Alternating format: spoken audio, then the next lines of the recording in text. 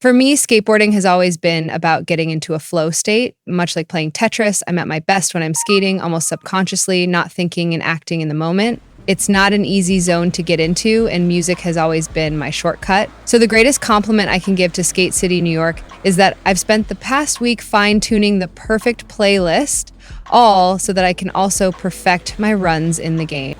New York is a sequel to the original Skate City.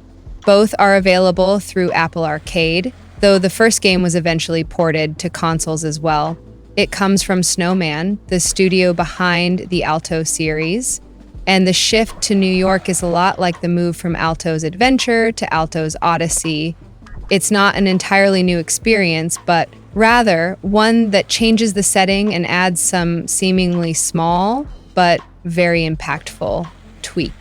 What makes the series so well suited to mobile is the way it balances approachability and depth. Skate City is extremely easy to pick up. It's a side-scripping game, so you're always moving left to right, and all of the various tricks and moves are performed either by a swipe, tap, or hold. It all feels very natural.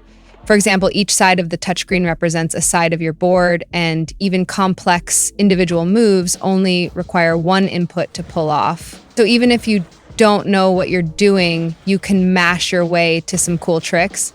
But what really makes it work is how, once you get the hang of things, you can chain together tricks in very satisfying ways.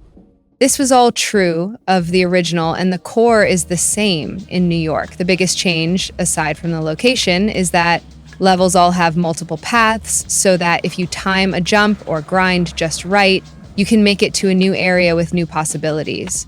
Given how much you'll be grinding through the same streets, this extra layer adds some necessary variety. There are also a handful of new tricks, like being able to wall ride, that give you new tools to play with. On their own, these additions seem small, but together, they add just enough to make New York have its own feel. Seemingly the most disappointing thing about the new game is that it's restricted to a single city. The original Skate City was appropriately global. After a series of updates, it now has levels in Tokyo, Barcelona, Los Angeles, Venice, Miami, and Oslo. But even though New York only has, New York, there's a decent amount of variety and presumably more coming in the future. At launch, there are 3 areas, Central Park, Brooklyn, and Manhattan, and each has its own distinct vibe, both in terms of how they look and the makeup of the levels. And once again, there are 3 modes to play through. One that teaches you the game through a series of tutorials. Another that lets you put those skills to the test in pro challenges. And a free skate mode where you have time and space to be creative.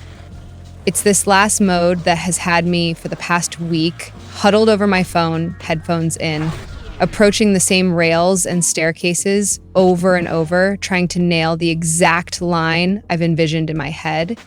Just like skating in real life, it can be tedious and frustrating at times, but the satisfaction of pulling it off is worth it, and that playlist has helped pull me through.